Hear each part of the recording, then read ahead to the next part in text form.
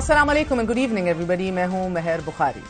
18 دن کی مہمان حکومت نے ایوان میں ڈالی جانے والی خفیہ کارروائی ناکام ہو گئی۔ نگران حکومت کے اختیارات بڑھانے کے لیے الیکشن ایکٹ میں خفیہ ترامیم کو حکومت کے اپنے ہی اتحادیوں اور اپوزیشن نے پہل ایکسپوز کیا اور پھر مسترد کرتے ہوئے ترامیم کو منظور کرنے سے صاف انکار کر دیا۔ امینڈمنٹس کی کاپیز اس وقت تک ہمیں مہیا نہیں کی گئی۔ اگر آپ جوائنٹ سٹنگ کو بھی سینٹ اور نیشنل اسمبلی کی طرح ربر سٹیمپ بنانا چاہتے ہیں اور بے توقیر کرنا چاہتے ہیں تو وہ ایک الگ مسئلہ ہے۔ جب سیشن اٹینڈ کیا تو میں سمجھ رہا تھا کہ شام کا جو آپ کا جوائنٹ سٹنگ ہے شاید کسی چائے کے لیے جا کے لابی میں جا کے چائے پینی ہے، کیونکہ ہمیں تو پتہ نہیں تھا کہ ایجنڈے میں ہے کیا۔ ہر روز ہم پارلیمان کا جنازہ نکال رہے ہیں، ہر روز ہماری عزت خراب ہو رہی ہے۔ ہم سے انگوٹھا اگر لگوانا ہوتا ہے تو پھر اکیلے میں بتا دیا کریں کہ انگوٹھا لگا دیا کریں گے۔ ہم نے یہ ابھی دیکھا ہے، یہ نکلنے لگا تھا انڈر دا کارپٹ سے۔ اراکین پارلیمنٹ کے شدید تحفظات پر انتخابی اصلاحات بل کو کل تک مؤخر کر دیا گیا ہے۔ انتخابی اصلاحات بل پر حکومتی اور اپوزیشن اراکین نے اعتراض کرتے ہوئے یہ الزام عائد کیا ہے کہ حکومت کمیٹی میں طے شدہ ترامیم کے علاوہ ترامیم منظور کروانا چاہتی ہے۔ مشترکہ اجلاس میں انتخابی اصلاحات بل میں الیکشن ایکٹ 230 میں ترمیم پر حکومتی اتحادی JUIF نے اعتراض اٹھاتے ہوئے کہا کہ چند ترامیم ایسی ہیں کہ جو ہم نے منظور نہیں کی۔ اگر حکومت الیکشن ایکٹ 230 میں ترمیم کرنا چاہتی ہے اور نگران حکومت کی مدت 3 ماہ سے 3 سال کرنا چاہتی ہے تو ہمیں یہ قبول نہیں اور ہم ایسی کسی ترمیم کے ساتھ نہیں۔ پاکستان پیپلز پارٹی نے بھی نگران وزیر اعظم کے اختیارات میں اضافے کو مسترد کرتے ہوئے اسے جمہوری تابوت میں آخری کیل قرار دیا ہے۔ کیئر ٹیکر گورنمنٹ کو مزید اختیارات اس ترمیم کے دینے کے تھرو مترادف ہوگا of putting the last nail in the coffin۔ Tehreek Insaf کے سینیٹر علی ظفر نے بھی حکومت کی اس خفیہ کارروائی پر تعجب اور حیرانگی کا اظہار کرتے ہوئے اسے مسترد کر دیا کہ آرٹیکل 2A جیسے سیکشنز امینڈ کیے گئے ہیں جس کے اندر ایڈ کیا گیا ہے، تو مجھے بڑا افسوس بھی ہوا، غم بھی ہوا، تھوڑا سا غصہ بھی چڑھا۔ ہمیں جو ایک بار ڈسکس ہو کے فیصلے ہو گئے تو پھر یہ سرپٹیشسلی نیچے سے کیسے یہ امینڈمنٹس آ گئیں۔ الیکشن ایکٹ سیکشن 230 میں ترامیم پر اراکین پارلیمنٹ کے اعتراضات کے ساتھ مجوزہ ترامیم میں نگران حکومت کو بین الاقوامی اداروں اور غیر ملکی معاہدوں کی اجازت تجویز کی گئی ہے۔ ان مجوزہ ترامیم کے مطابق پریزائڈنگ افسر نتیجہ فوری طور پر الیکشن کمیشن اور ریٹرننگ افسر کو بھیجنے کا پابند ہوگا۔ پریزائڈنگ افسر حتمی نتیجے کی تصویر بنا کر ریٹرننگ افسر اور الیکشن کمیشن کو بھیجے گا۔ مجوزہ ترامیم کے مطابق انٹرنیٹ کی سہولت نہ ہونے پر پریزائڈنگ افسر اصل نتیجہ خود پہنچانے کا پابند ہوگا۔ پریزائڈنگ افسر الیکشن کی رات 2 بجے تک نتائج دینے کا پابند ہوگا اور نتائج کی تاخیر کی صورت میں ٹھوس وجہ بتائے گا۔ پریزائڈنگ افسر کے پاس الیکشن نتائج کے لیے اگلے دن صبح 10 بجے تک کی ڈیڈ لائن ہوگی۔ غفلت پر پریزائڈنگ اور ریٹرننگ افسر کے خلاف فوجداری کارروائی کی جائے گی۔ مجوزہ ترمیم کے مطابق حلقہ بندیاں رجسٹرڈ ووٹرز کی مساوی تعداد کی بنیاد پر کی جائیں گی۔ حلقہ بندیوں کا عمل انتخابی شیڈیول کے اعلان کے 4 ماہ پہلے مکمل ہوگا۔ تمام انتخابی حلقوں میں رجسٹرڈ ووٹرز کی تعداد برابر ہوگی۔ حلقوں میں ووٹرز کی تعداد میں فرق 5% سے زیادہ نہیں ہوگا اور حلقہ بندیوں کے خلاف شکایات 30 روز میں نمٹا دی جائیں گی۔ الیکشن کمیشن پولنگ سے 1 روز قبل شکایات نمٹانے کا پابند ہوگا۔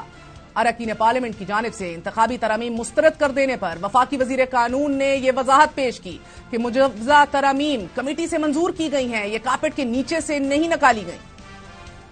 کیئر ٹیکرز کو صرف یہ اتنا روم دیا گیا کہ جو آن گوئنگ چیزیں ہیں گورنمنٹ جن کو شروع کر کے گئی ہے ان کو بند نہ شیلف نہ ہو جائیں، اور اس میں آپ کی انٹرنیشنل کمٹمنٹس ہیں گورنمنٹ ٹو گورنمنٹ اور ملٹی لیٹرلز کے ساتھ۔ جیسے اب کمیٹی کی رپورٹ شیئر کی گئی، نوید قمر صاحب بیٹھے ہیں یا صادق صاحب ابھی اٹھ کے گئے ہیں، میں خود وہاں پہ موجود تھا، طارق بشیر چیمہ صاحب تھے، آغا حسن بلوچ صاحب تھے، یہ ساری باتیں وہاں پہ ہوئی۔ اس روز یہ ضرور ہے کہ سینیٹر علی ظفر صاحب کو ہم نے کہا کہ آپ کی اگر کوئی فردر تجویز ہو آپ ایگزامن کر لیجئے گا، ہمیں ان رائٹنگ دے دیں یا ٹیلی فونکلی بیان کر دی جائے۔ جن خدشات کا اظہار مشترکہ اجلاس میں اراکین پارلیمنٹ ببانگے دہل کر رہے تھے، وہیں ایوانوں سے باہر مولانا فضل الرحمان بھی وزیر اعظم کے سامنے ان خدشات کا اظہار کر رہے تھے کہ آئندہ بھی ایسے لوگ اقتدار پر مسلط کیے گئے تو گریبان سے پکڑ کر نکالیں گے۔ اگر کل کوئی ایسے لوگ مسلط کیے گئے میں وعدہ کرتا ہوں آپ سے اس کو بھی گریبان سے پکڑ کر نکالیں گے اور ایسے لوگوں کو ملک پر حکومت نہیں کریں گے. کوئی یہ بات نہ سوچے کہ کل ملک پر کوئی ناجائز حکومت مسلط کر سکتے. ہم جنازہ اٹھا کے بات پھینک دیں گے. ایوان کے اندر اور باہر سے برابر خدشات پتہ دے رہے ہیں کہ اسمبلیاں تحلیل ہو جانے کے باوجود انتخابی مرحلے کے لیے ابھی کئی دریا عبور کرنا ہوں گے. نگران وزیر اعظم کے اختیارات اور نگران سیٹ اپ کی مدت میں ممکنہ اضافہ ان خدشات کو گہرا کر رہا ہے کہ آئین سے ماورا اقدامات اٹھانے کی کوشش کی جا رہی ہے. حکومت الیکشن کمیشن کو انتخابات کے لیے 47.5 ارب دینے کے لیے تیار دکھائی نہیں دے رہی، مگر اسی حکومت نے اتحادی جماعتوں کے اراکین اسمبلی کی ترقیاتی اسکیموں کے لیے 51 ارب روپے کی ای سی سی سے منظوری لے لی ہے. بات کرتے ہیں حکومت کے ہی ٹاپ اتحادی جے یو آئی فے اور اسی کمیٹی کا حصہ سینیٹر کامران مرتضی صاحب سے. سینیٹر صاحب بہت بہت شکریہ. آج آپ نے کہا کہ قومی وقار کی بات کی جا رہی ہے اور سیٹیں تبدیل ہونے کے باوجود پارلیمان کا جنازہ نکل رہا ہے. کل بھی منظور نہیں تھا کہ پارلیمنٹ کے ارکان کو ہانک کر لایا جائے اور بقول آپ کے آج بھی منظور نہیں ہے کہ انگوٹھے لگوائے جائے. کیا آپ کمیٹیوں کا حصہ نہیں تھے؟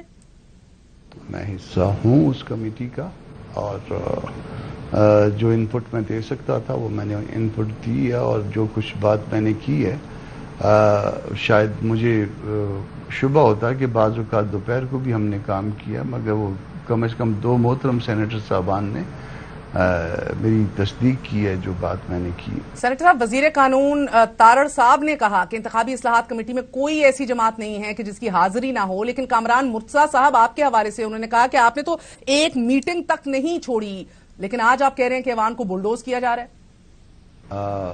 میں نے بالکل کوئی میٹنگ نہیں چھوڑی، مگر بات یہ ہے کہ جو کچھ میں کہہ رہا ہوں اس کا میرے پاس تحریری طور پہ سب کچھ پڑا ہوا ہے اور ہم چونکہ چیزیں رکھنے کے سنبھال کے رکھنے کے کاغذ رکھنے کے عادی ہو جاتے ہیں، بھلے وہ سافٹ فارم میں ہوں یا بھلے وہ ہارڈ فارم میں ہوں، تو وہ عادت کی وجہ سے. مگر ایک اور عادت جو میری بہت بری ہے کہ میں اعتماد کرتا ہوں اور اچھا یہ ہوا کہ آج میں نے اعتماد نہیں کیا. سر اعتماد تو بالکل دیکھ کے کرنا چاہیے، لیکن کون سی شیخ اسپیسیفکلی آپ کی نظروں سے نہیں گزری اس بل کی؟ دیکھیے سیکشن 230 جو ہے نا وہ میری ڈسکشن میں نہیں آئی تھی. میں یہ تو ایویڈنس آ گیا کہ میں جو ہے مسلسل اس کمیٹی میں ڈیلی آ کے بیٹھتا تھا. میں اتنے دن سے کوئٹہ نہیں گیا ہوں، میں اپنی والدہ کو نہیں دیکھا. جب میں کسی وجہ سے جو ہے یہاں پہ ریگولر بیٹھا رہا اور میں چاہتا تھا کہ میں کہیں نہ کہیں پہ شریک رہوں یا کم از کم جو ہے نا اس کو واچ کرتا رہوں، تو پھر آپ نے جو کچھ بھی کرنا ہے اس کے لیے طے کر کے کریے. یہ نہیں کہ بیچ میں جو ہے نا وہ کاغذوں کے درمیان میں ایک اور کاغذ ڈال کے اس پہ سائن کروا لیے جائیں. تو سر الیکشن ایکٹ جس کا آپ ذکر کر رہے ہیں یہ یعنی کہ کاغذوں کے درمیان آج کاغذ ڈالا گیا ہے. یہ چیک 230 کی سب کلاس 2 جو مبینہ طور پر ڈالی گئی ہے. اب اس ترمیم کے ذریعے تو سر یہ کیئر ٹیکر سیٹ اپ کو اضافی اختیارات جو حاصل ہوں گے، نگران حکومت کو ملکی معیشت کے بہتر مفاد سے متعلق بھی ضروری فیصلے کرنے کا بھی اختیار ہوگا. ایسے بھی اقدامات کرنے کی یہ مجاز ہوگی کیئر ٹیکر جو بین الاقوامی اداروں اور غیر ملکی حکومتوں کے ساتھ بھی معاہدوں سے متعلق ہو. تو یہ باتیں تو اب میڈیا پہ بھی آ گئی ہیں، مگر اس سے آپ کو گلہ یا شکوہ کیا ہے خصوصی طور پہ؟ یہ افینڈ کرتی ہے کانسٹیٹیوشن کو. آپ پریمبل دیکھیے گا کانسٹیٹیوشن کا، اس میں لکھا ہے کہ the government being run through chosen representatives. تو چوزن ریپرزنٹیٹیوز کیا ہوتا ہے؟ گو کہ یہاں پہ چوزن کے اوپر بھی جو ہے نا آپ اعتراض اٹھا سکتے ہیں کہ چوزن کیسے ہوتے ہیں، مگر یہ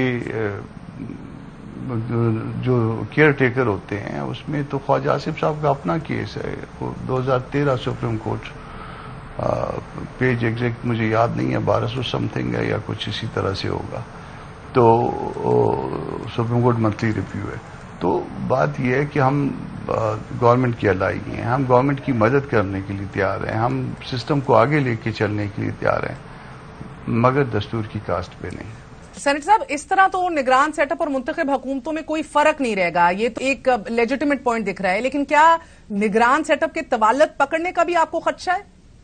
دیکھیے کانسٹیٹیوشن کو تو ہم ڈسٹرب نہیں کر سکتے. اگر ایون یہ سب کے سب لوگ اکٹھے بھی بیٹھ جائیں، ایک طرف ہو کے بیٹھ جائیں، تو بھی شاید ہم کانسٹیٹیوشن کو ڈسٹرب نہیں کر سکتے، کیونکہ 2/3 میجورٹی نہیں ہے. اب جب 2/3 میجورٹی نہیں ہے تو پھر لے دے کے جو ہے ہم عام ایکٹس میں جو ہے نا وہ اس کی نوک پلک سنوارنے کی کوشش کرتے ہیں. تو پرنسپل یہ ہے کہ جہاں مدر لا نے کوئی چیز طے کر دی ہوئی ہے، ہم نے جو چیز بنانی ہے، جو چیز کرنی ہے، وہ ان کانسوننس کرنی ہے. اور اگر کوئی چیز جو ہے وہ ایسی بن گئی، ہم نے کوئی اچھی بری بات لکھ دی جو افینڈ کر رہی ہے اس میں، جو مدر بک میں لکھا ہوا ہے، جو مدر لا میں لکھا ہوا ہے، تو وہ جو ہے وہ سیکشن نہیں رادر آرٹیکل 8 کے پیرامیٹر پہ شاید وہ اس کو اگر وہ کوئی بھی ٹیسٹ آیا تو وہ پھر اڑ جائے گی. سینیٹر صاحب 2 ٹوک الفاظ میں یہ ریکارڈ پہ رکھیے گا، آپ کی جو کمیٹیوں کی نشستیں ہوئیں جن میں آپ نے ایک بھی مس نہیں کی، الیکشن ایکٹ کی شیک 230 کی سب کلوز 2 ڈسکس نہیں ہوئی. مجھے یاد نہیں ہے، مجھ سے پہلے بھی کبھی کسی نے پوچھا تھا تو میری یاداشت میں ایک دفعہ بھی نہیں ہوئی ہے. دیکھیے اس میں علی ظفر بھی موجود تھے، اس میں تاج حیدر صاحب بھی موجود تھے، اور میرے بعد جو ہے انہوں نے بھی فلور لیا. علی ظفر نے، انہوں نے میری تصدیق کی، اس کے بعد جو ہے تاج حیدر صاحب نے بھی میری تصدیق کی. دیکھیے پارٹی، ہم مختلف پارٹیز کے لوگ ہیں. کوئی چیز اگر فرض کر لیجئے کہ آپ کے پاس پرپوزل ہے، آپ اس پرپوزل کو لا کے اس پہ ڈیبیٹ کر سکتے ہیں. آپ کی کوئی مشکل ہے، کوئی دنیا کے ساتھ کوئی اگر مشکل ہے، آپ اس مشکل کو لا کے ہم سے ڈیبیٹ کریے. مگر ایسا تو نہیں ہے نا کہ آپ اس کو بیچ میں جو ہے نا وہ اچانک جو ہے وہ چیزیں بڑھ جائیں. میرے پاس وہ سافٹ کاپی پڑی ہوئی ہے جو مجھے بھجوائی گئی ہے یہ اس ڈیلیبریشن کے بعد، اور کیا اس میں یہی ہوا تھا. اور اب میں وہ سافٹ کاپی کو ایک ایک چیز جا کے رات کو چیک کروں گا کہ وہ اس میں بھی ساکین نے کچھ ملا نہ دیا ہو شراب میں. سینیٹر صاحب آج وزیر قانون نے یہ دعویٰ کیا ہے کہ ترامیم کسی سے چھپ کر نہیں کی گئیں، اور آپ سب آن ریکارڈ ہیں کہ بہرحال کمیٹی میں ڈسکس نہیں ہوئی. تو بلز کی کاپیاں تو ایک دن قبل جو ہیں وہ اراکین اسمبلی کو دینا جو ہے ایک رول آؤٹ کا تقاضا ہے کہ اب وہ آپ کو ملیں اور آپ پچھلے بل سے جس کے اوپر اتفاق ہوا ہے موازنہ کر سکیں. یہ کاپیاں ایٹ لیسٹ آپ سب کو ملی آج؟ کسی کو نہیں ملی تھی، کسی کے پاس ایون ایجنڈا بھی نہیں تھا، اور مجھے نہیں پتا تھا. میں نے کہا کہ ایسے ہی وہ ہوتا نا جیسے آپ پلیئر ٹرپ پہ جاتے ہیں، تو میں نے کہا کہ چلو جا کے اس میں جو نا یہ ذرا نیشنل اسمبلی کا جو وہ ہے نا ساتھ جو لابی بنی ہوئی ہے سائڈ روم ہے، اس میں کھانے پینے کا کچھ تھوڑا سا اچھا مل جاتا. تو میں تو ایسی خوشی آ گیا کہ چلو بیوی بھی میری ادھر ہے اور اس کے ساتھ کچھ کھا پی لیں گے بیٹھ کے. ٹھیک ہے. اب سینیٹر صاحب وہ کھانا پینا تو ہوا نہیں، کچھ اور ہی کرنے کی کوشش کی، لیکن آج اور اب آپ کا کیا تقاضا ہے؟ آپ چاہتے ہیں کہ کمیٹی ایک بار پھر سر جوڑ کے بیٹھے اور یہ سیکشن 230 جو ہے وہ ایجنڈے کا حصہ بنے، وہ ڈسکس ہو، اس پہ اتفاق رائے ہوئی، کیونکہ یہ لوگ تو کل پھر بیل پیش کرنے جا رہے ہیں. اس میں پارٹیز کو بیٹھنا پڑے گا، اس طرح سے نہیں ہوگا کہ بیچ میں جو ہے نا وہ ایک چلا دیں اور پھر بعد میں جو ہے نا وہ کہیں کہ جی جب اگر کوئی چیز سامنے آ گئی تو سوری کر کے جو ہے نا کہ یہ مجبوری تھی، یا پھر دوسری بات اگر فرض کر لیجئے کہ یہ 2 میری تصدیق میں نہ آتے حضرات تو کہہ جاتے کہ آپ سے امٹ ہو گئے تھے، یا اس دن آپ دیر سے آئے تھے، یا اس دن کوئی اور بات. تو میں نے پارٹی کے اندر بھی جواب دینا، اور پارٹی کے ساتھ ساتھ میں نے اپنے آپ کو، اپنے ضمیر کو جواب دینا، پاکستان کے لوگوں کو میں جواب دوں. تو یہ اگر کوئی ایسی چیز ہے جو پاکستان کے لیے بہت ضروری ہے تو اس کو پارٹی کے ساتھ رابطہ کریں، اس میں اپنا پرپوزل دیں. پارٹی اس پہ، کیونکہ یہ بہت اہم معاملہ ہے. دیکھیے چھوٹی جو معاملے تھے، RO سے متعلق معاملے تھے، یا PO سے متعلق جو معاملے تھے، جو ٹرانسمیشن سے متعلق جو معاملات تھے، وہ میرا خیال تھا کہ میں بیٹھ کے اس کو جو ہے نا وہ معاملات جو ہے اس کے اوپر اپنی آؤٹ پٹ ان پٹ دے سکتا ہوں. تو وہ اس کے اوپر جو ہے نا یہ کہ اتنے بڑے معاملے میں جو جوہری حیثیت کی ہے، جو جوہری معاملہ آپ سمجھ لیجئے، جو جوہری حیثیت رکھتا ہے، اس میں تو پارٹی سے پوچھے بغیر نہیں ہو سکتا. اگر فرض کر لیجئے کہ یہ اس طرح سے گزر جاتا تو پارٹی تو کل میرے کان پکڑتی کہ بھائی صاحب آپ کیا کر رہے تھے، آپ سوئے ہوئے تھے. یا آپ کو قانون کا اتنا بھی ادراک نہیں تھا؟ سر سینیٹر رضا ربانی نے بھی کہا کہ لگتا ہے کہ مشترکہ اجلاس کو بھی قومی اسمبلی اور سینٹ کی طرح ربڑ سٹیمپ بنانا چاہ رہے ہیں سب. جو قانون سازی کی جانی ہے وہ تو بالمسودے کی صورت میں ہمارے پاس ہی نہیں ہے. سینیٹر صاحب نے بھی آج دعویٰ کیا. تو سر بقول رضا ربانی صاحب انہوں نے یہ متنبع کیا کہ ایسے کھیل کا حصہ نہ بنے کہ جس سے مشترکہ اجلاس یا پارلیمنٹ بلڈوز ہو. تو ایک طرف آپ سب مل کے توہین پارلیمنٹ بل پاس کراتے ہیں, دوسری طرف پارلیمنٹ کی بے توقیری کی جا رہی ہے. کس چیز کی جلدی ہے؟ از دیر سم بگ ارجنسی ہے؟ مجھے نہیں پتا. میں گو کہ ہم توہین پارلیمان والے بل کا بھی حصہ ہیں, مگر دیکھیے یہ ہمیں کوئی توہین کی کوئی ایسی کوئی پرابلم نہیں ہوا کرتا. ٹھیک ہے, تمام گورنمنٹ میں بیٹھے ہوئے دوستوں نے یہ ڈیسائیڈ کیا کہ نہیں, پارلیمان کی توہین بھی یا پارلیمان کے ممبرز کی توہین بھی. مجھے کبھی یہ ایشو ذاتی طور پہ نہیں ہوا کوئی توہین کا. کوئی میری توہین کرے گا تو کیوں کرے گا؟ میں نے کسی کے ساتھ کیا ظلم کیا؟ اور اسی طرح سے اگر فرض کر لیجئے کہ میں اپنے پرکس اینڈ پریولیجز جو ہے نا وہ اس کو آسمان تک لے جاؤں. میرے ہاں لوگ جو ہے وہ جوتوں کے بغیر ہیں, میرے ہاں لوگ ایک ٹائم کی روٹی کر رہے ہیں کے آپ کے بغیر چیئرمین سینٹ. تو اس باتوں کو سوچنا چاہیے, اس معاملات کو سوچنا چاہیے, پھر اس کے بعد جو مرضی کر لیں آپ. مگر سر پریزائڈنگ افسر کو الیکشن کے نتائج بر وقت پہنچانے کے لیے جو ترمیم آپ لوگوں نے تیار کی ہے اور پھر غفلت پر پریزائڈنگ اور ریٹرننگ افسر کے خلاف فوجداری کارروائی کی جائے گی, یہ فیصلہ کیا ہے, یہ تو بہترین ہے نا. ہمیں یاد ہے ڈسکا میں الیکشن کمیشن کے عملہ ہی دھند میں ہی پھنس گیا تھا, تو اس پر تو کوئی اعتراض نہیں ہونا چاہیے.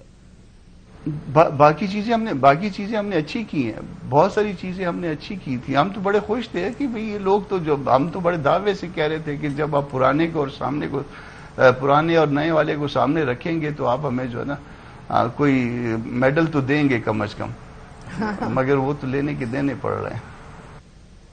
بہت بہت شکریہ سینیٹر کامران مرتضیٰ, جو اس انتخابی اصلاحات کمیٹی کا ایک اہم حصہ ہیں, جن کا ہر میٹنگ کے اندر بیٹھنا, اس کی تصدیق وزیر قانون خود کر رہے ہیں, وہ لینے کے دینے پڑ جانے کا گلہ کر رہے ہیں.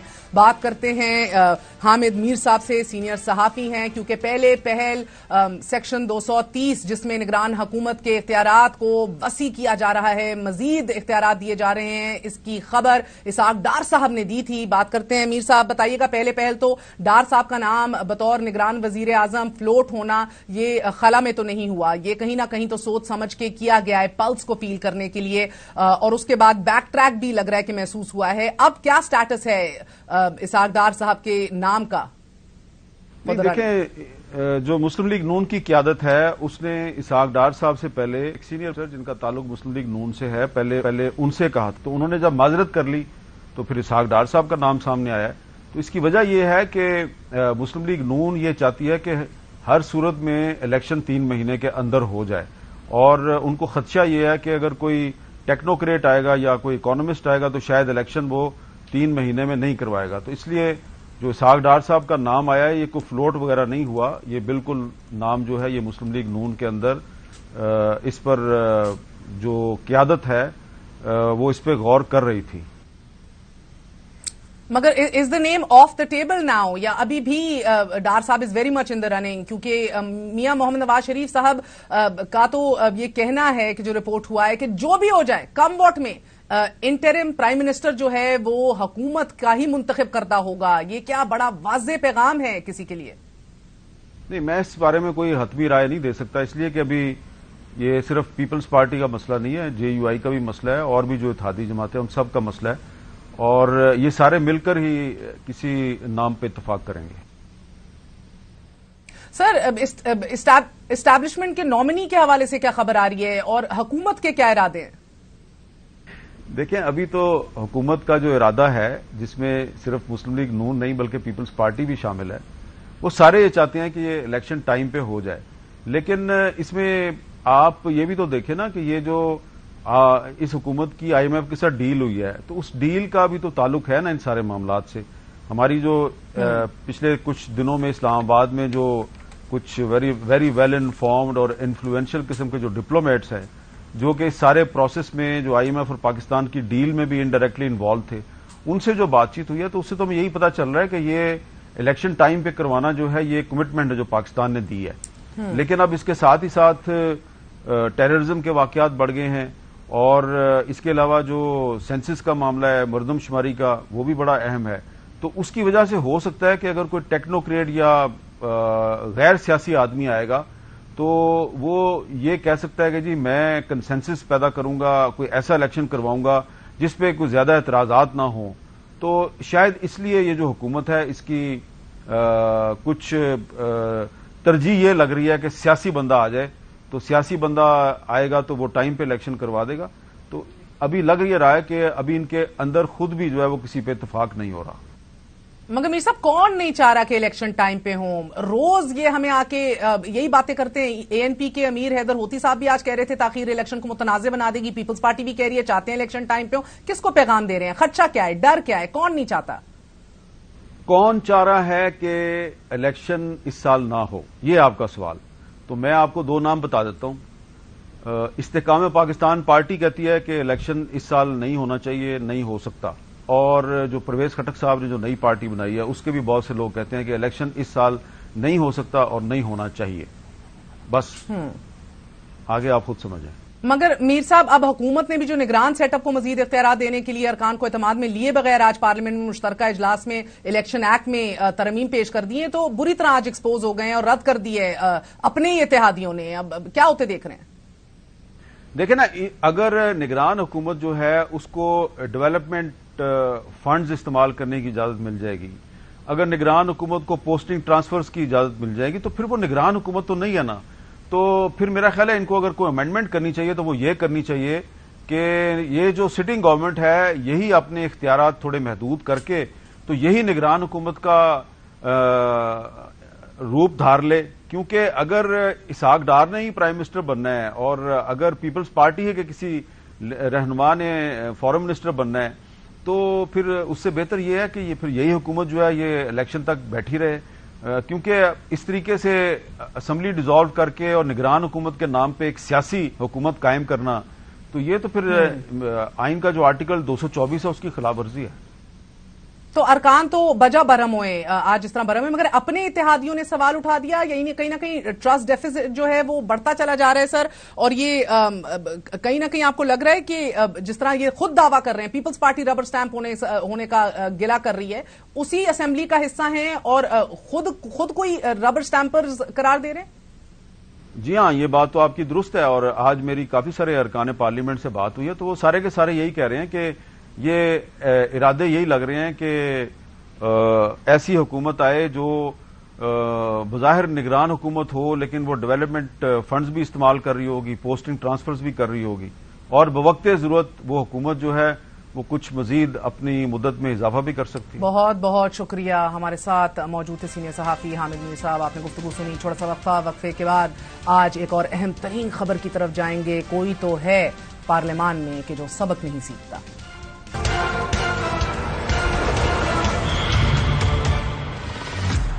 آج بل پر اٹھتے اعتراضات کے ساتھ ساتھ ایوان کا ماحول اس وقت خراب ہو گیا جب پی ٹی آئی کی خواتین سینیٹرز نے اسپیکر سے بات کرنے کے لیے وقت مانگا اور خواجہ آصف دوران خطاب چیئرمین پی ٹی آئی کو تنقید کا نشانہ بناتے ہوئے پی ٹی آئی خواتین پر برس پڑے. انہوں نے تذیقہ-آمیز لہجے میں پی ٹی آئی خواتین کو باقیات اور کوڑا کرکٹ جیسے القابات سے نوازا.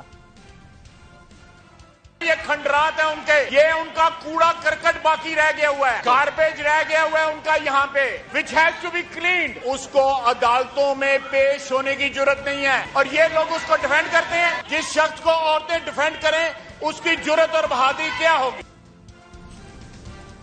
ناظرین، یہ پہلی بار نہیں، خواجہ آصف اس سے پہلے بھی اپنی حریف سیاسی خواتین کے بارے میں انتہائی نازیبا زبان استعمال کرتے رہے ہیں. ان سے سنبھالا نہیں چاہتا، لوگوں کی باتیں کرتے ہیں. Order in the house. Tractor trolley نو چوک کراؤ ذرا. ٹریکٹر ٹرالی نو چوک کراؤ ذرا. ٹریکٹر ٹرالی نو چوک کراؤ ذرا.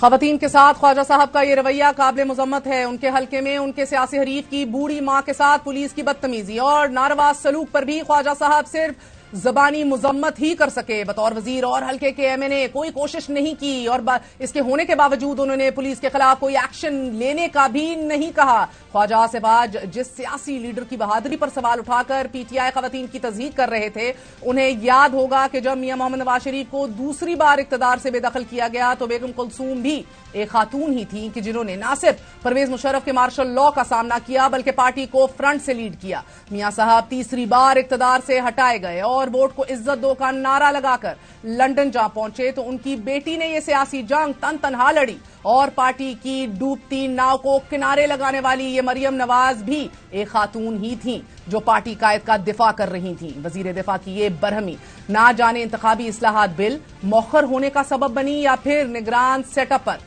حکومت کی خفیہ کارروائی بے نقاب ہونے پر، یہ ہم نہیں جانتے، لیکن باوجود اس کے آج ایک بار پھر خواجہ آصف صاحب نے خواتین کی مورالٹی پر اور خواتین کو سرٹیفکیٹس دینے کے حوالے سے جو گفتگو کی اس کو بہرحال ہم کنڈیم کرتے ہیں۔ جب خواجہ آصف کی اپنی بیٹی پہ کیمپین چلی ہم نے اس کو بھی کنڈیم کیا۔ مائیں بہنیں بیٹیاں سب کی سانجی ہوتی ہیں، لیکن خواجہ آصف صاحب بار بار یہ بات بھول جاتے ہیں جن کی آج بھی بھتیجی اس سیٹ اپ کا حصہ ہے، ایک ریزرو سیٹ کے اوپر اس سسٹم کا حصہ ہے، لیکن خواجہ صاحب کوئی ایسا موقع ہاتھ سے نہیں جانے دیتے کہ جس کے اوپر وہ بلو دا بیلٹ کامنٹ کر سکیں۔ ہمارے ساتھ سینیٹر ڈاکٹر زرکا موجود ہیں، تحریک انصاف کی senator who was at the receiving end of all this. Senator صاحبہ بہت بہت شکریہ ساتھ دینے کا۔ آپ کو خواجہ آصف کے ریمارکس مائسوجنسٹ، سیکسسٹ اور نہ سیکھنے والے جو یہ رویہ ہے، آپ اس حوالے سے کیا کہیں گی جب اپنی جماعت کی لیڈرشپ کے اندر ایک خاتون بیٹھی ہے جس نے جماعت کو ریوائیو کیا ہے اور جس کے سامنے بھارا اس کی لیڈرشپ اور قابلیت کو خواجہ آصف ہر جگہ ایکسپٹ کرتے ہیں؟ جی بہت شکریہ مہر، بہت افسوس ہوتا ہے اس قسم کا بہت ہی نیگیٹو رویہ دیکھ کے۔ مسوجنسٹک تو وہ ہیں، پیٹریارکل بھی وہ ہیں، لیکن دیکھیے اور خود کہتے ہیں کہ میری بیوی بھی یہاں پہ، یعنی آپ نے بھتیجی کا ذکر کیا تو بیگم بھی انہوں نے ایم این اے بنائی ہوئی ہیں۔ معذرت کے ساتھ یہ پورے خاندان کو اندر لے آتے ہیں اسمبلی میں، لیکن خواتین کی عزت ان کو نہیں آتی۔ بہت افسوس ہوتا ہے۔ میں نے تو خواجہ صاحب کے والد کی بڑی تعریف سنی ہے، خواجہ صفدر کی۔ مجھے نہیں سمجھ آتا لوگ اپنے گھر سے تربیت لیتے ہیں، یہ کس قسم کے ماحول میں رہتے ہیں جو اتنی یہ گھٹیا اور اتنی گری ہوئی باتیں کرتے ہیں خواتین کے لیے۔ اور یہ تو ان کی ایک ہسٹری ہے، پہلے انہوں نے شیرین مزاری صاحبہ کے ساتھ بدتمیزی کی، اس کے بعد یہ بدتمیزی کا تو ان کا کوئی وہ ابھی دیکھیں ڈیفینس منسٹر ہیں ہمارے آرمی کے آنریبل لوگوں کے بارے میں انہوں نے کتنی نازیبا باتیں کی۔ ابھی انہوں نے ریسنٹلی اوورسیز پاکستانیز کے دل اتنے دکھائے، پھر ان کو معافی مانگنی پڑی۔ تو ان کو شاید کوئی کنٹرول نہیں ہے، میرا تو خیال ہے ان کو کسی اپنا معائنہ کرانا چاہیے۔ عمر زیادہ ہو گئی ہے، کوئی بتانے سمجھانے والا نہیں ہے، ان کو کسی سائیکیٹرسٹ کے پاس جانا چاہیے، because this is not on. جس قسم کی وہ باتیں آج کر رہے تھے، ہی از اے سینئر، ایک بڑے، ہم تو ان کی عزت کرتے ہیں، بڑے سینئر سیاستدان ہیں، 50 سال زیادہ ہو گئے شاید ان کو سیاست میں۔ تو اگر اس قسم کے رویے نون لیگ والے، یعنی خواجہ آصف نے یہ باتیں کہی، اس کے بعد ہمارے آنریبل ایاز صادق صاحب اٹھے، انہوں نے گالی گلوچ کے لفظ استعمال کیے، پھر پیچھے سے رومینہ بی بی اٹھی، انہوں نے کہا یہ بھونک رہے ہیں۔ مطلب کہ نون لیگ والوں کو ایک روش، آپ حکومت میں ہیں بہت اچھی بات ہے، آپ اپنا کام کریں بجائے اس کے کہ زبان کی گراوٹ دکھا کے لوگوں کو کیوں بری اگزامپل سیٹ کرتے ہیں۔ اس عمر کے حصے میں تو ان کو اچھا اگزامپل سیٹ کرنا چاہیے، کیونکہ پوری قوم پارلیمنٹ کی طرف ڈاکٹر صاحبہ انہوں نے میں بڑی کوشش کر رہی تھی ڈھونڈنے کے لیے کہ کیا آپ لوگوں کی جانب سے کوئی غلط بات کی گئی یا ان کی خواتین پہ آپ لوگوں نے کچھ کہا، کیونکہ انہوں نے کہا کہ اخلاق باختہ خواتین، یعنی اخلاق سے آری، یعنی کہ بےہودہ۔ تو میں تو یہ سمجھنے سے قاصر ہوں کہ یہ بھی باتیں بےہودہ بھی کہا خواتین کو، اور ساتھ یہ بھی کہا کہ جس شخص کو عورتوں کے دفاع کی ضرورت ہو، ان کی تو سالم جماعت کو کھڑا مریم نواز نے کیا ہے جب کوئی ان میں سے کوئی جی ٹی روڈ پہ نہیں نکلنا چاہ رہا تھا میاں صاحب کے ساتھ۔ دیکھیے جی، یہ وہی جماعت ہے جس نے نصرت بھٹو صاحبہ کی، بے نظیر بھٹو صاحبہ کی تصویریں ہیلی کاپٹر سے نیچے پھینکوائی تھی لوگوں پہ، اور کس قدر نازیبا تصویریں تھیں۔ اور آپ نہ بھولیں کہ ابھی چند ماہ پہلے مولانا فضل الرحمان صاحب جو پی ٹی ایم کے پریزیڈنٹ ہیں، انہوں نے کس قسم کی غیر شائستہ، مطلب انتہائی घिरी हुई गुफ्तगू की थी खवातीन के बारे में। असल में सबसे बड़ा प्रॉब्लम इनका ये है कि पीटीआई में खवातीन क्यों हैं और खवातीन वोकल क्यों हैं, पढ़ी लिखी क्यों हैं, क्यों वो अपने आप को डिफेंड कर सकती बहुत हैं, ये बहुत चाहते शुक्रिया। हैं। डॉक्टर सेनेटर जरका हमारे साथ मौजूद थीं, गिला कर रही थीं, पढ़ी लिखी खवातीन हैं, ना भी हों, माएँ बहनें बेटियां सबकी सांझी हैं। ये नहीं हो सकता कि मरियम साहिबा के रात गए दरवाजे तोड़े जाएं या उनके खिलाफ कंटेनर्स पे लिखा जाए तो हम मुजम्मत करें, लेकिन आपको खुली छुट्टी हो कि जिस खातून पे आप चाहें कीचड़ उछाल दें। नाजरीन, अहम तरीन खबर की तरफ चलते हैं। तोशाखाना फौजदारी कार्रवाई केस हतमी मरहले में दाखिल हो चुका है। इलेक्शन कमीशन ने गवाहों पर जिरा और शवाहिद मुकम्मल होने का बयान भी जारी कर दिया है। इस्लामाबाद की मकामी अदालत ज़ाब्ता फौजदारी की दिफा 342 के तहत अगले 24 घंटों में चेयरमैन तहरीक इंसाफ का बयान कलम बंद करेगी। दूसरी जानिब चेयरमैन पीटीआई की अपील सुप्रीम कोर्ट में कल समाअत के लिए भी मुकर्रर कर दी गई है। जस्टिस याया अफरीदी और जस्टिस मुसर्रत हलाली पर मुश्तमिल 2 रुकनी बेंच चेयरमैन पीटीआई की अपील की समाअत करेगा। चेयरमैन पीटीआई ने इस्लामाबाद हाई कोर्ट के फैसले को सुप्रीम कोर्ट में चैलेंज किया। इस्लामाबाद हाई कोर्ट ने तोशाखाना केस काबिल समाअत होने का मामला वापस ट्रायल कोर्ट को भिजवा दिया था। इस्लामाबाद हाई कोर्ट ने 4 जुलाई 2023 को ट्रायल कोर्ट को चेयरमैन पीटीआई को दोबारा सुनकर फैसला करने का हुक्म दिया था। चेयरमैन पीटीआई अदालत के कमोबेश 8 बार बुलाए जाने पर भी पेश नहीं हुए। मुतअद्दिद बार हाजिरी से इस्तिस्ना की दरख्वास्त दी गई। 2 बार ट्रायल कोर्ट का फैसला चैलेंज किया गया। तोशाखाना केस में चेयरमैन पीटीआई के नाकाबिले जमानत वारंट गिरफ्तारी जारी हुए। अदालत ने अबूरी जमानत भी दी और मुतअद्दिद बार जमानत में तौसी भी दी गई। 2 मोअज़्ज़िज़ जज साहिबान पर चेयरमैन पीटीआई ने अदम एतमाद का इजहार भी किया। दूसरी जानिब तौहीन इलेक्शन कमीशन केस में चेयरमैन पीटीआई गुज़िश्ता रोज नाकाबिले जमानत वारंट गिरफ्तारी जारी होने के बाद आज बहरहाल पेश हो गए। आज ही इलेक्शन कमीशन ने फर्द जुर्म आयद करने की तारीख मुकर्रर कर दी है और हमें इतलात मौसूल हो रही है कि चेयरमैन पीटीआई ने माफी मांगने से भी इंकार कर दिया है। इलेक्शन कमीशन में चेयरमैन पीटीआई फवाद चौधरी असद उमर के खिलाफ तौहीन इलेक्शन कमीशन केस की समाअत हुई। इस्लामाबाद पुलिस की जानिब से इमरान खान की वारंट गिरफ्तारी की तामील की रिपोर्ट इलेक्शन कमीशन में जमा करवा दी गई। Member election commission Nisar Durrani का आज कहना था कि 2 अगस्त को फर्द जुर्म आयद करेंगे। आइंदा समाअत पर भी चेयरमैन पीटीआई जाती हैसियत में पेश हों। इलेक्शन कमीशन ने तौहीन इलेक्शन कमीशन केस में तहरीक इंसाफ के चेयरमैन को आज गिरफ्तार करके पेश करने का हुक्म दिया था। इलेक्शन कमीशन ने आईजी इस्लामाबाद को नाकाबिले जमानत वारंट की तामील की हदायत जारी की थी। क्या हुकूमती मुद्दत के 18 दिन के अंदर अंदर चेयरमैन तहरीक इंसाफ को गिरफ्तार करना और इंतखाबी मर्ज से दूर रखना ठहर चुका है? क्योंकि तहरीक इंसाफ की मुश्किलें थमती नहीं दिखाई दे रही। तहरीक इंसाफ के मरकजी रहनुमा अली मोहम्मद खान को 3 MPO के तहत एक बार फिर गिरफ्तार कर लिया गया है। अली मोहम्मद को डिप्टी कमिश्नर के हुक्म पर गिरफ्तार किया गया और आज ही पेशावर हाई कोर्ट ने अली मोहम्मद को 4 अगस्त तक गिरफ्तार न करने का हुक्म दिया था। पेशावर हाई कोर्ट के जज जस्टिस एजाज अनवर और जस्टिस SM अतीक शाह पर मुश्तमिल 2 रुकनी बेंच ने केस की समाअत की और रिहाई का मुख्तसर फैसला सुनाया। दौरान समाअत पेशावर हाई कोर्ट के जज जस्टिस एजाज अनवर ने रिमार्क्स दिए कि जो प्रेस कॉन्फ्रेंस करता है उसे छोड़ दिया जाता है और बात ना करने वालों को दोबारा गिरफ्तार कर लिया जाता है। जस्टिस एजाज अनवर ने रिमार्क्स दिए कि एक प्रेस कॉन्फ्रेंस पर किस तरह इतने संजीदा इल्जामात खत्म हो जाते हैं। अली मोहम्मद खान को मुख्तलिफ मुकदमों में मजमूई तौर पर 7 मरतबा गिरफ्तार किया जा चुका है। 10 जून को अली मोहम्मद खान को एक केस में खसूसी अदालत ने जमानत पर रिहा किया, जिसके फौरन बाद एंटी करप्शन एस्टैब्लिशमेंट ने 6ठी बार गिरफ्तार कर लिया और इस गिरफ्तारी से फकत 4 दिन कबल हुकूमत ने पेशावर हाई कोर्ट को बताया था कि उनके खिलाफ कोई मुकदमा नहीं है। 26 जून को इस्लामाबाद हाई कोर्ट ने अली मोहम्मद खान को रिहा करने का हुक्म दिया तो खैबर पख्तूनख्वा पुलिस ने 3 MPO के तहत दोबारा गिरफ्तार कर लिया। MPO के तहत उन अफराद को हिरासत में लिया जाता है या नजरबंद कर लिया जाता है कि जिनके आजाद घूमने फिरने से हुकूमत के मुताबिक अमन आमा के मसाइल का सामना हो सकता है। परवेज इलाही 3 मरतबा, यास्मीन राशिद 2 मरतबा गिरफ्तार किए जा चुके हैं। महमूद रशीद, अली मोहम्मद समेत तहरीक इंसाफ के बेशतर रहनुमा गुज़िश्ता 2 माह से पाबंदे सलासल हैं। हुकूमत की मुद्दत खत्म होने में फकत 18 दिन बाकी हैं। क्या तहरीक इंसाफ के मुंतखब नुमाइंदों को आइंदा आने वाले इंतखाबात में सियासत से दूर रखा जाएगा? Nobody can say. We're going to be right back. Stay with us.